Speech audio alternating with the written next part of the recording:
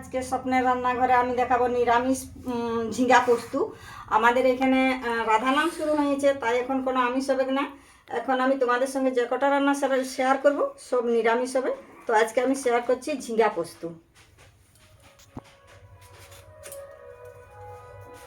এই যে এইভাবে ঝিঙ্গাটা কেটে নেব, এইভাবে ছুলে নিতে হবে। এইভাবে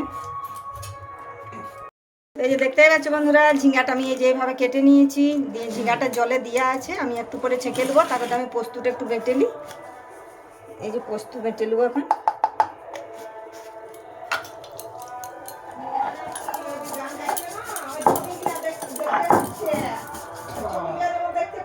এই যে দেখতেই পাচ্ছ বন্ধুরা, ঝিঙ্গাটা যে আমি এইভাবে ধুয়ে ছেঁকে নিয়েছি। আমি গ্যাসটা চালিয়ে নেব।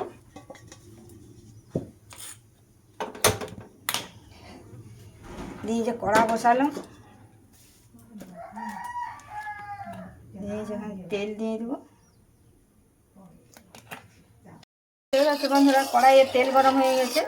এখন আমি একে একে ফোড়নগুলো দেবো। আগে একটু আমি নুন দেবো, একটু নুন দিয়ে দিলাম। তারপরে দিয়ে দিলাম এই যে আদা থেতো করা একটু, আর দিয়ে দিচ্ছি সাদা সরষা, একটু গোটা জিরা, আর দিয়ে দেবো একটা কাঁচা লঙ্কা, একটা শুকনো লঙ্কা। দিয়ে তো ভালোভাবে একটু নাড়াচাড়া করে ভেজে নেব।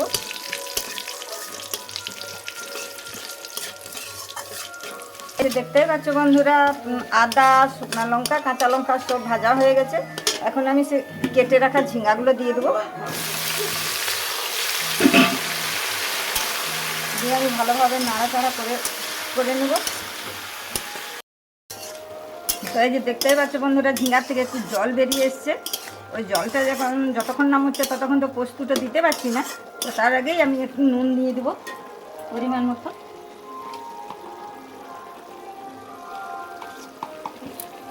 আর দিয়ে দেবো আমি একটু হলুদ।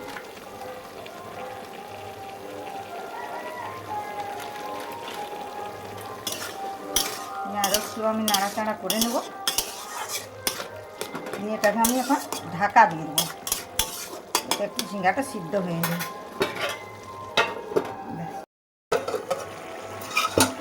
তো এই যে দেখতেই পাচ্ছ বন্ধুরা, ঝিঙ্গায় যে জলটা বেরিয়ে এসেছিলো সেই জলটা কমে গেছে।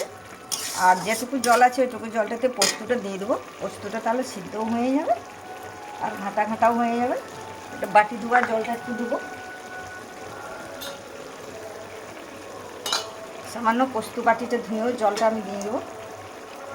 দিয়ে ভালোভাবে আমি একটু নেড়ে নেব। এই যে দেখতে পাচ্ছ খুন্তিতে আমি চেপে দিচ্ছি, তো কাটা হয়ে যাচ্ছে, মানে ঝিঙ্গা সিদ্ধ হয়ে গেছে। আর ঢাকা দেবো না, এইটা একটু মরে গেলেই বাস আমার ঝিঙ্গা পোস্ত হয়ে যাবে। আর একটু থাক, দিলেই নামিয়ে নেব। এই যে দেখতে পাচ্ছ বন্ধুরা, ঝিঙ্গা রেডি হয়ে এসছে। তো এখন আমি এটাতে একটু দিয়ে দেবো গোলমরিচ গুঁড়ো। এই যে একটু আমি গোলমরিচ গুঁড়ো দিয়ে দিলাম। আর দিয়ে দেবো আমি একটু গরম মশলা। ওটা আমি গরম মশলাটা গোটা একটু বেটেছিলাম, গুঁড়া করেছিলাম বেটে। এটা এই যে হয়ে গেছে, এটা আমি এখন নিয়ে নেব। তো এই যে দেখতেই পাচ্ছ বন্ধুরা, নিরামিষ ঝিঙ্গা পোস্ত আর কি সুন্দর হয়েছে। আর নিরামিষ খেতে গেলে এরকম খাওয়াই ভালো।